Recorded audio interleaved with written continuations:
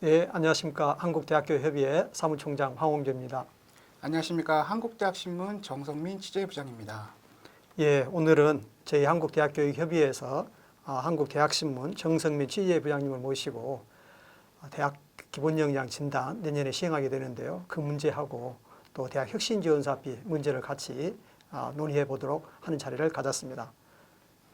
네, 이렇게 좋은 자리 불러주셔서 감사드리고요. 저는 그동안 이제 현장을 취재하면서 직접 들었던 얘기들, 또 제가 기사를 쓰면서 느꼈던 문제점들, 그래서 앞으로 이제 우리나라 대학 경쟁력 또 대학 교육 발전을 위해 필요한 정말 기본 역량 진단 방향이 무엇인가 허심탄회하게 또 진솔하게 말씀을 드려보겠습니다. 예, 감사합니다.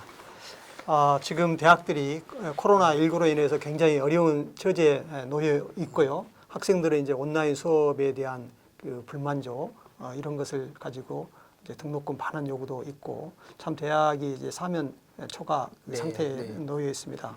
근데 더 이제 힘든 게 내년도 2021년도에 시행되는 대학 기본 역량 진단 이제 거기에서 이제 탈락하면 사실상 학교가 문을 닫는 수순으로 갈 수밖에 없는 그런 상황에 놓였기 때문에 그 진단에 통과되기 위해서 굉장히 지금 노심초사하고 있어요. 그래서 학생들을 이 코로나19 사태에 맞아서 어떻게 잘 지도하고 돌볼 것인가. 이 부분도 벅찬데 그 문제까지 겹쳐있으니까 굉장히 어렵고 또 하나 어려운 게 이제 혁신지원사업비를 지난번에 이제 2주기 진단을 통해서 배부를 했는데 이제 연차평가를 하고 있지 않습니까? 네. 그래서 이제 지난해 한 것에 대해서 연차평가를 하고 있고 또 이제 내년도 사업계획서를 제출해야 되고 참 대학들이 보통 어려운 처지에 놓여 있는 것이 아닙니다. 이 문제를 오늘 좀 본격적으로 논의해 보고 싶습니다. 예, 알겠습니다. 네. 우리 부장님께서는 그 3주기 대학 기본 역량 진단에 있어서 기본적으로 어떻게 생각하십니까? 네, 처음에 이제 교육부에서 발표를 할 때는 1주기, 2주기, 그러니까 1주기 대학 구조 개혁 평가, 2주기는 이제 변경을 해서 2018년에 대학 기본 역량 진단을 실시를 했는데 그때 나왔던 문제점은 많이 개선을 했다. 특히 대학의 자율성을 대폭 강화했다. 정부 주도의 구조 조정을 하지 않겠다라고 했으나 속내를 보면은 이제 충원율 배점이 대폭 올라가면서 사실상은 정부 주도의 구조 조정 그 기조가 계속 이어지고 있습니다. 그래서 처음에 이게 발표될 때부터 지방대를 중심으로 지방대 고사 위기가 있다. 많은 이런 논란이 있었고 문제점이 제기됐고 또 대기업에서도 또 여러 차례 이의를 제기했으나 일단 편람이 설정되면서 대학들은 어찌됐건 준비를 해야 될 상황인데 코로나가 어떻게 보면은 또 한 번의 전환점이 되지 않을까. 다시 말해서 코로나로 인해서 우리가 이제 미래 교육을 준비를 해야 된다. 우리가 이제 과거의 어떤 여러 가지 기존 잣대는 이제는 벗어나서 새로운 미래를 위한 이것이 우리의 대학의 기본 역량이 돼야 된다. 그렇다면 지금 대학 기본 역량 진단 자체가 과거 시대에 이제 프레임에 갇혀 있다면 이번 기회로 완전히 재설계해서 정말 우리나라 대학이 미래 교육을 위한 기본 역량을 가질 수 있는 그런 전환점을 마련하는 그런 기본 역량 진단이 돼야 된다라고 하는 당위성이 제기됐기 때문에 저는 이 대학 기본 역량 진단이 기존부터 갖고 왔던 문제점 플러스 알파 포스트 코로나를 대비하기 위해서 다시 한번 전반적인 논의가 필요하다. 그 논의는 원점부터 재설계해야 된다. 그렇게 보고 있습니다. 예, 원점부터 재설계. 제가 이제 그 부분에 대해서 동의를 하는 건데요. 대학 기본 역량 진단은 이제 명칭은 기본 역량 진단이라고 하고 있지만 실제 내용은 구조 조정이거든요. 그래서 이제 자율적 구조 조정에 맡기겠다. 그런데 과연 이게 이제 구조 조정에 효과가 있는 거냐 이렇게 봤을 때 지난 2018년에 했던 이 2주기 진단 그 결과치를 보면 거기서 재정 지원을 받지 못하게 된 대학들의 이제 대부분이 소규모 대학들이에요. 예, 지금 이제 재정 지원 대학이 이제 4개, 6개 해서 10개 대학이고 이제 역량 강화 2로 해서 재정 지원을 못 받은 대학이 18개. 또 이 진단이 제외된 대학들이 27개. 뭐 이렇게 되어 있는데요. 이 대학들이 전체적으로 보면 소규모 대학들입니다. 근데 이제 자료를 보면 굉장히 그 재미있는 결과를 알 수가 있는데, 예, 우리 그 부장님께서 대학 기본 역량 진단을 재설계해야 된다. 그 부분에서 저는 전적으로 동의합니다. 이제 말은 대학 기본 역량 진단인데 이게 실제로는 구조 조정이란 말이죠. 그러면 과연 이제 구조 조정 효과가 있느냐? 그 구조 조정 효과는 대단히 미미하다. 2주기 진단의 그 결과를 보면 이 소규모 대학들이 진단에서 탈락이 되고 네. 또 진단에서 제외가 됐어요. 그래서 진단에서 탈락된 대학하고 이제 진단 제외가 인정이 된 대학이 55개 그 대학인데 네. 그 중에서 2개 대학이 이제 국립대학이고요. 네. 또 나머지 이제 53개 대학이 이제 사립대학입니다. 근데 사립대학 53개 중에 83%인 44개 교가 모집 정원 1,000명 이하의 극소규모 대학이에요. 네. 특히 이제 500명 이하의 그 극소규모 대학이 이제 31개 교입니다. 네. 그러면 이제 이런 대학들이 그 차지하고 있는 그 모집 정원의 규모가 어느 정도 되나? 이렇게 보면 500명 이하의 대학이 이제 교대 이렇게 포함해가지고 국공립 포함하죠. 47개입니다. 이제 사립대학은 38개예요. 네. 그런데 사립대학 38개의 모집 인원이 불과 7,300명에 불과해요. 네. 네. 네. 그 과연 이 대학들이 문을 닫는다 그래가지고 무슨 구조조정 효과가 있는 거냐? 네. 이렇게 봤을 때 결국은 이거는 이렇게 숫자 노름이라는 표현은 그렇고요. 네. 네. 단순히 이제 숫자가 주는 착각이죠. 네. 예. 이게 55개 대학이 재정 지원을 못 받는다. 그러니까 여기서 상당히 구조조정 효과가 있다 그러지만 막상 55개 대학의 모집 정원을 살펴보면 비중이 굉장히 낮다는 것이죠. 네. 그럼 이제 실질적으로 보면은 이제 중소규모 대학, 네. 또 사립대학, 후발대학, 지방에 있는 대학들만 어렵게 되어 있다. 네. 그래서 그런 측면에서 보면 구조조정 효과가 미미하고 네. 내년에 시행될 이제 3주기 진단의 경우에도 네. 결국은 이제 2019년도, 20년도, 21학년도 이제 2월 말 기준, 3월 1일 기준으로 그 자료를 가지고 평가를 하게 되는데 실제로 학생 수의 그 급감이 나타나는 효과는 그 이후라는 말이죠. 네. 그런 측면에서 보면은 이번 3주기 진단을 통해서 구조조정 효과를 보기도 대단히 어렵다. 그래서 저는 이 기본 역량 진단의 정말 목적이 무엇인가 그것을 다시 한번 살펴보면서 말씀하신 대로 재설계를 해야 된다. 저는 네. 더 나아가서 기본적으로는 폐지해야 된다. 네. 이런 생각을 가지고 있습니다. 네. 그 말씀하신 대로 아무래도 중소규모 대학들이 타겟이 되다 보니까 네. 결국은 수도권 잡던 지방 대학의 정원 감소에 초점이 많이 맞춰진 네. 게 사실이거든요. 그런 것들이 이제 국정감사 자료라든지 이게 증거 자료로 나오고 있는데 예를 들면 이찬열 전 국회 교육위 위원장 하셨던 이찬열 위원께서 그 자료 보면은 2013년 대비 2018년 지역별 대학 정원 비교를 분석을 한번 하셨어요. 네. 그때 전북이 18% 감소했고 그리고 경북 충남은 17%, 전남 세종은 16%, 근데 서울은 1% 이렇게 네. 그쳤다고 지적을 해서 네.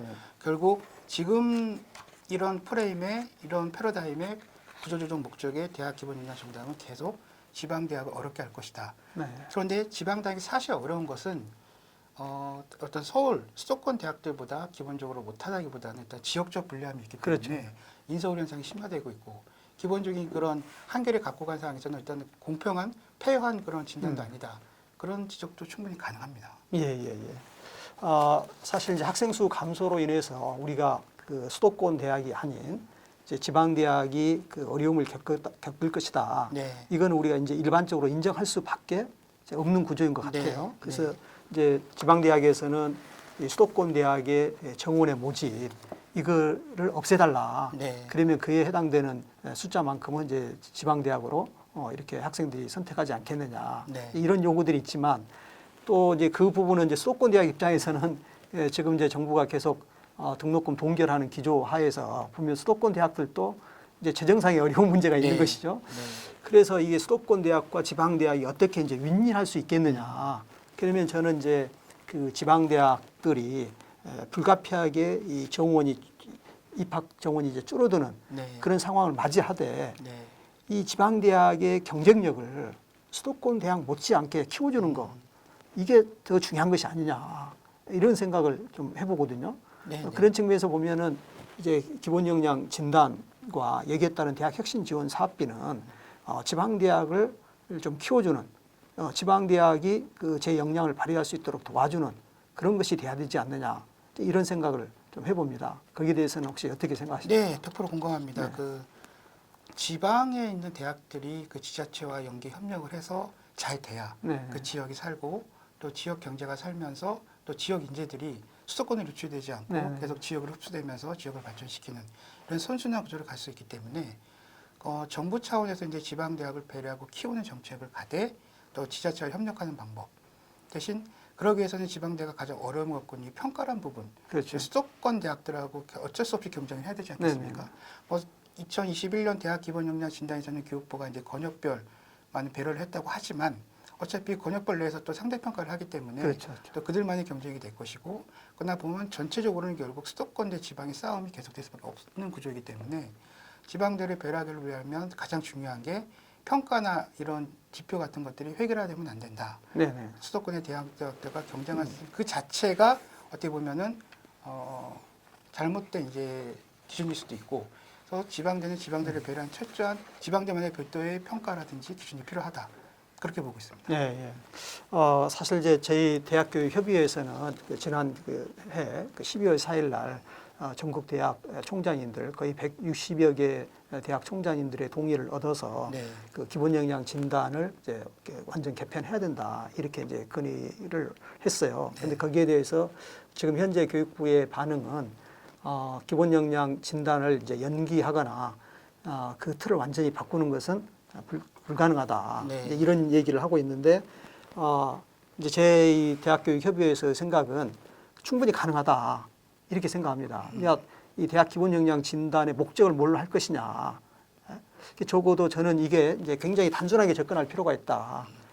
이 소비자 보호 차원에서 정말 문제 있는 대학, 이 향후 몇 년 이내에 학교가 폐교될 가능성이 있는 대학, 이런 대학들은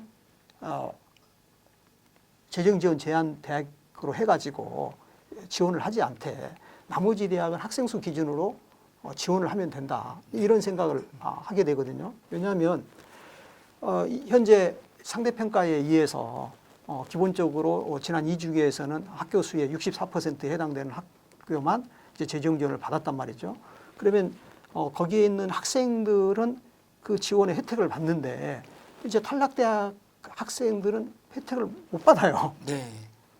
그 학생들도 우리의 국민이고 납세자인 그 국민들의 자녀일 텐데 학생들에게 귀책 사유가 없는데 학생들에게 결국 혁신지원사업비 지원을 하지 않는 그런 문제가 있기 때문에 이건 평등권 침해다.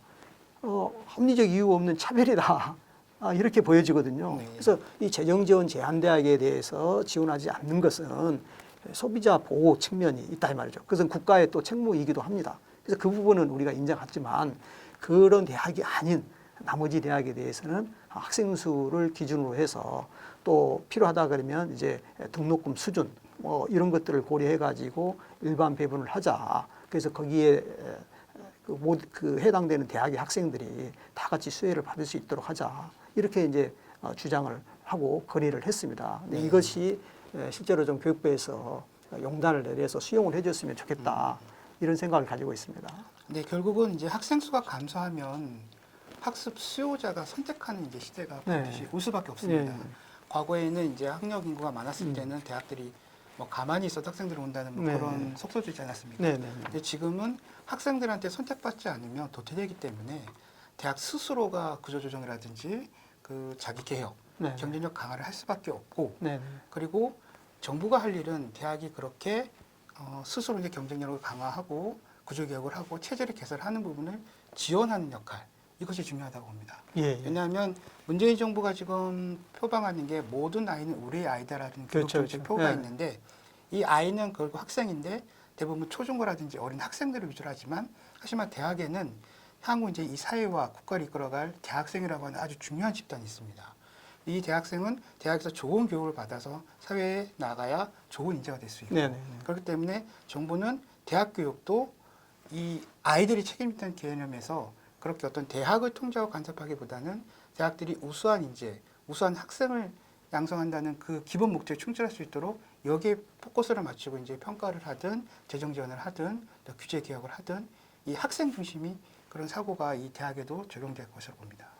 그 좋은 말씀해 주셨는데요. 저도 이제 기본적으로 동의를 합니다.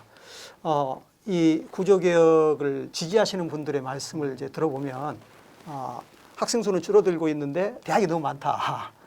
그러니 이제 대학을 좀 문을 닫게 해야 된다. 그래서 이제 교육부도 이 부분에 상당히 그 여론이 조성되는데 기여를 했고 언론도 거기에 굉장히 그 역할을 했어요. 네. 그러다 보니까 저희들이 이제 여러 그 오피니언 리더 그룹들도 하고 대화를 나누다 보면 잘 막히는 부분이 바로 이겁니다. 다시 말씀드리면 학교가 너무 많다. 학생 수는 줄어들고 있다. 그러니 일정 수의 대학 문을 닫아야 된다. 그런데 이제 우리 대학의 구조를 보면 이건 굉장히 이제 단순한 생각이라 이거죠. 우리가 한국에 있어서 이 대학은 이제 사립대학이 대다수를 차지하고 있잖아요. 네. 사립대학의 비중이 절대적으로 높은데 사립대학은 학교 법인 체제고 학교 법인은 이제 사법인이긴 하지만 이제 공공성을 사립학교 보면 공공성을 가진다. 그리고 학교 법인이 해산한 경우에 그 자녀 재산은 다른 학교 법인이나 국가나 지방자치단체에 귀속되게 돼 있어요. 그러니까 이 재산의 출연자에게 돌아가는 것이 아니고 다른 학교나 국가나 지방자치단체에 귀속되기 때문에 학교 법인의 재산, 사립학교의 재산은 결국 공공의 재산인 것입니다. 그러면 이 공공의 재산인데 이 공공의 재산을 어떻게 잘 활용할 것인가. 이게 이제 대단히 중요한데 이제 이걸 폐교로 하게 되면 이게 사실 폐교 절차가 쉽지 않단 말이죠. 또 거기에 있는 교직원들이 해고돼야 되는 문제가 있습니다. 근데 해고를 이제 기업에서 구조조정하듯이 단번에 몇백 명을 해고할 수 있는 구조가 안 돼요. 왜냐하면 대법원에서 어떤 판결을 내렸냐면은 실제로 재적 학생 수가 없어질 때까지 네. 그 학과를 운영해야 된다. 그 이후에야 이제 해고가 가능하다. 이런 결정을 내린 바가 있습니다. 그래서 이 공공적 재산인 학교 법인을 해산하는 것 자체가 굉장히 절차적으로도 어렵고 또 거기에 있는 교직원을 생각할 때 이게 쉽지 않은 문제인데 이제 기업 구조 조정을 얘기하듯 쉽게 이제 말씀하시는 그런 게 있고요. 또 한 가지 우리가 이제 생각해야 될 게 이 대학들이 과연 학생 수가 줄어든다 그래가지고 문을 닫을 거냐 이렇게 봤을 때 이제 사립대학의 특성상 그 학교의 규모가 줄어들 거라는 거죠. 예를 들어서 모집 정원이 이제 2,000명이다. 네. 그러면 이제 1,500명 규모로 네. 모집 정원이 300명이다. 그러면 이제 200명, 150명 규모.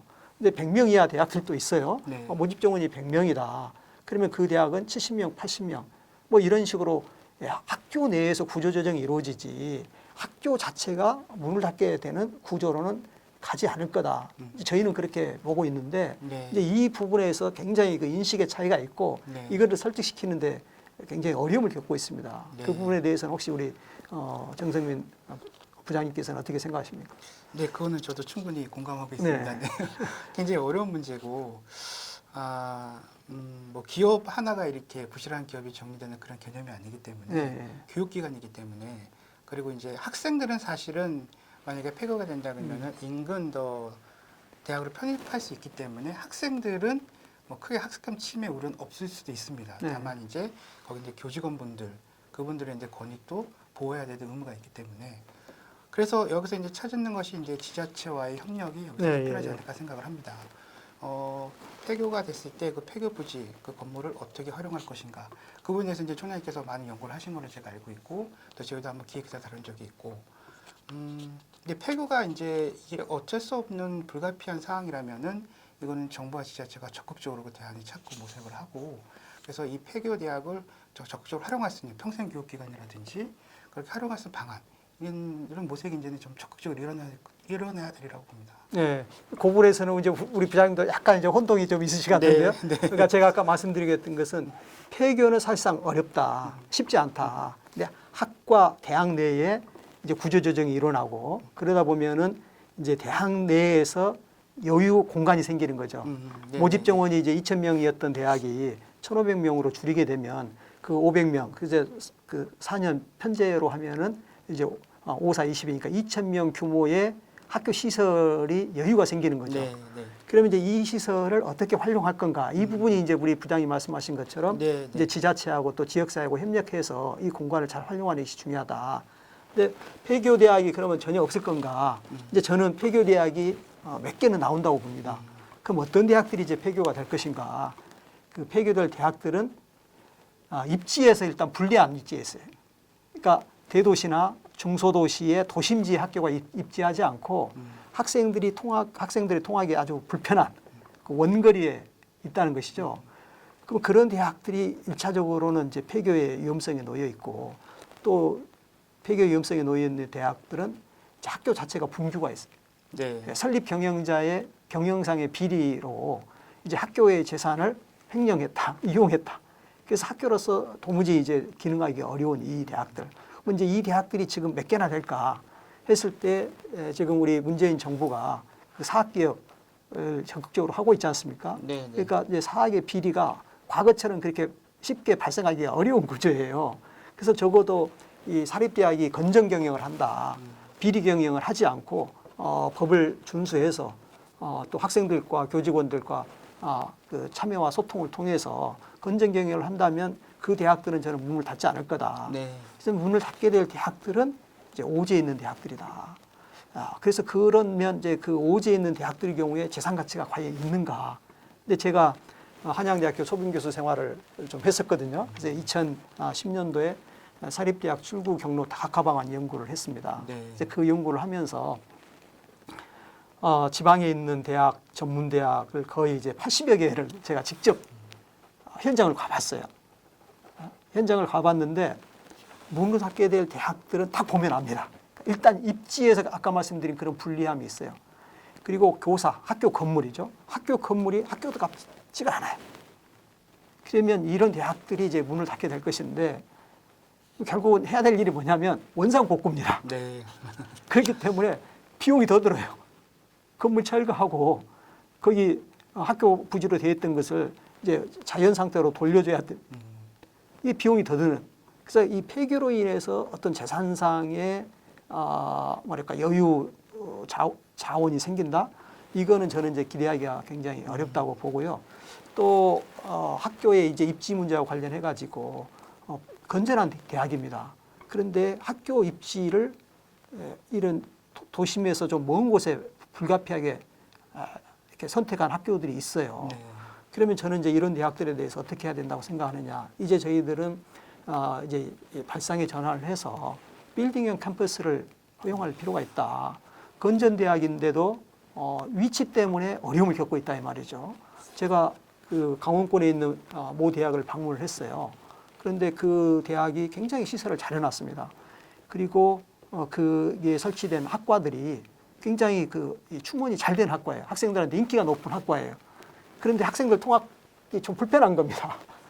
그래서 이제 기숙사라든가 또 이제 통학버스로 뭐 이렇게 하는데 아무래도 이제 학생 수가 줄어들게 되면 아무리 기숙사를 잘 해놨어도 학생들이 통학이 불편하고 또 도심에서 멀리 떨어져 있으니까 학생들의 선택에서 멀어질 수가 있죠. 그러면 이제 이런 대학들의 경우에 이 도심지에 빌딩형 캠퍼스로 들어올 수 있도록 하면 그 지역 도시도 살고 학생들도 좋고 이게 이제 윈윈할 수 있는 거다. 그래서 이제 정리해서 좀 말씀드리자면 네. 학생 수 감소로 인해서 지방대학이 어려움을 겪겠지만 우리 이제 정부가 해야 될 일은 그 지방대학을 폐교로 이렇게 몰아가는 것이 아니라 정말 불가피한 대학을 제외하고는 그 대학이 어떻게 지역사회와 국가 발전에 또 학생들 교육에 계속적으로 기여할 수 있을 것인가. 네. 그쪽에서 방향을 찾아야 되고 이제 충분히 찾을 수 있다. 네. 아까 말씀드린 것처럼 빌딩형 캠퍼스 네. 할 수 있도록 해주고 또 여유 이제 공간, 여유 시설, 여유 그 교사 이런 것을 이제 국가나 지방자치단체, 지역사회하고 협력해가지고 거기서 필요한 걸로 활용할 수 있게 하면 된다는 것이죠. 네. 제가 이제 광주 광역시 부교육감을 했었는데요. 광주 같은 경우에 이제 특수학교 설립 부지를 찾기가 어려워요. 그러면 거기에 대학이나 전문대학에서 학생 수 감소로 인해서 교사의 이제 여유가 생겼다. 그러면 그걸 이제 특수학교로 리모델링 해가지고 교육청에서 운영하면 되거든요. 예. 그런 식으로 얼마든지 길은 있는데 이제 그 부분을 적극적으로 찾고 있지 못한 것이 좀 안타깝게 생각합니다. 또 제가 이제 부장님께 이제 방향을 좀 바꿔서 왜 이제 이 3주기 구조개혁 진단이 문제가 있는가. 이제 결국 이제 제3자에 의한 평가인데 네. 이제 결국 이번에 이 코로나19로 통해 가지고 온라인 수업을 하면서 학생들의 목소리가 커졌지 않습니까? 네, 맞습니다. 그리고 학생들의 선택권이 오히려 이제 늘어났고요. 그래서 결국 제3자 정부기관에 의한 평가보다는 이제 이 구조조정이라든가 대학의 질 관리라든가 이 모든 것도 소비자인 적극적 소비자라고 저는 말씀드리고 싶어요. 적극적 그 소비자인 학생들의 선택에 의해서 이루어질 수 있도록 하고 그 선택의 결과를 존중하고 또 어찌됐든 그 학생들이 선택한 학교에 대해서는 그 대학이 정말 문제 대학이 아닌 한은 학생들을 수혜자로 보고 재정 지원을 해야 되지 않을까 이렇게 생각이 되거든요. 네. 한번 여기에 대한 우리 부장님의 생각도 한번 들어보고 싶습니다. 네, 전적으로 공감합니다. 제가 네. 아까도 말씀드렸듯이 학력 인구가 감소되면 이제 주체는 대학 네. 교육의 주체는 학생이 될 수밖에 네. 없고 대학들은 학생들에게 선택받기 위해서 아마 치열한 노력을 할 것으로 그렇죠. 예상이 됩니다. 네네. 변화하지 않으면 안 된다는 것을 네. 이미 알게 됐으니까 또 코로나 이후 사실 우리가 원격 교육에 여러 가지 문제점이 노출됐지만 반대로 평소 준비가 잘 돼 있고 그런 것을 미리미리 선제적으로 준비한 대학들은 무리 없이 네. 그런 교수님들은 무리 없이 잘 지내고 계십니다. 그리고 학생들이 적극적으로 그 온라인 교육의 장점을 활용하고 있고 바로 이처럼 지금 우리가 이제 Z세대, 뭐 MZ세대라고 부르긴 하는데 이 변화된 학생들의 특성에 맞게 교육을 준비하고 변화된 대학들과 교수들은 이미 교육 수요자인 학생들이 인정을 하고 있습니다. 네. 이렇게 변화될 수밖에 없기 때문에 정부가 굳이 그렇게 나서서 구조조정한다는 것 자체가 이건 구시대적 발상이고 적극적인 말씀하신 적극적인 소비자에게 맡겨서 네. 대학들이 거기 선택받을 수 있도록 적극적으로 이제 지원하고 이렇게 소프트하는 것이 저는 정부의 역할이라 보고 그렇다면 이제 그 학생들의 선택에서 들어온 대학이 온전하게 좋은 인재를 양성할 수 있도록 또 계속해서 도와주고, 지원하고 예, 지지해주고. 지지해주는 이 역할이 정부가 중요한데 그렇죠, 그렇죠. 물론 그렇게 했음에도 불구하고 고등교육기관으로서 책임을 다하지 못한다면 그건 아주 폐교 수준의 강력한 처벌은 반드시 필요하다고 봅니다. 네. 그것이 어찌됐건 대학은 이제 교육기관이기 때문에 자유가 지원이 담보되지만 그 역할을 제대로 수행하지 못하거나 부정비를 일삼는다면 그때는 아마 수요자들이 먼저 등을 돌릴 것입니다. 네. 네. 그것이 바로 정부가 더 강하게 어떤 간섭할 수 있는 그런 여진이 될 것이고 그러나 근본적으로는 수요자들이 선택한 대학, 그 대학을 믿고 응원하는 것이 지금 앞으로 우리가 미래 교육 세대는 우리 대한민국 대학이 전 세계를 주도하기 위해서 꼭 필요한 패러다임 변화가 아닌가 싶습니다. 예, 저도 적극 동의를 하고요. 우리 대학이 이제 모집 정원이 거의 이제 5,000명이 넘는 대학에서부터 네. 이제 불과 이제 50명인 대학까지 스펙트럼이 굉장히 넓어요. 그래서 흔히들 이름도 들어보지 못한 대학들이 많다라고 얘기하지만 그 대학들이 정부의 대학 설립 정책, 설립 준칙주의에서 이 법령을 준수해서 세워진 대학이고 거기에도 우리의 소중한 자녀들이 학생들이 선택을 해서 가고 있거든요. 네. 그럼 왜 학생들이 그런 이제 소규모 대학에 진학을 할까? 그 학생들의 어떤 수요나 요구에 따른 그 교육 과정, 또 그들의 요구에 따른 프로그램 운영, 이게 분명히 있기 때문에 학생들이 저는 그 선택을 한다고 보거든요. 그런 측면에서 보면은 우리가 단순히 대학 수가 너무 많다. 그러니까 구조조정을 해야 된다. 이런 구조는 이런 생각들은 네. 좀 우리가 좀 포기해야 되지 않느냐 이렇게 생각을 하는데 뭐 그 부분에 대해서도 동의하시는 거죠? 예, 맞습니다. 시대는 굉장히 빠르게 변하고 있고 이 코로나가 이제 백신이 개발된다 할지라도 네. 이 바이러스와 인류의 그 전쟁이라고 할까요? 이거는 끊임없이 계속되리라 보는데 그러기 위해서라도 우리 교육 패러다임 자체가 이제 온라인 기반으로 이제 많이 바뀌어가기 네. 때문에 거기에 맞게 이제 지금 우리가 대학의 기본 역량이 무엇이냐? 기본적으로 하는 뭐 4대 설립 요건을 비롯해서 여러 가지 정량적인 평가가 좀 많이 있지 않습니까? 네. 뭐 정성적인 평가가 들어간다 할지라도 그러나 지금부터라도 이제 우리가 미래 교육, 즉 우리 학생들이 받아야 될 교육에 대한 기본으로 그런 기본 역량으로 대학의 그 조건, 기준 이런 걸 재설계를 함으로써 우리가 이제 지금부터라도 본격적으로 교육 소비자를 위해서라도 미래 교육을 대학에 준비를 해야 된다. 그러기 위해서는 정부의 이런 기본 역량 진단의 평가 패러다임도 바뀌어야 하고 지원 방식, 또 기준, 규제 여러 것의 대대적인 변화가 시급히 이루어져야 된다고 보고 있습니다. 예.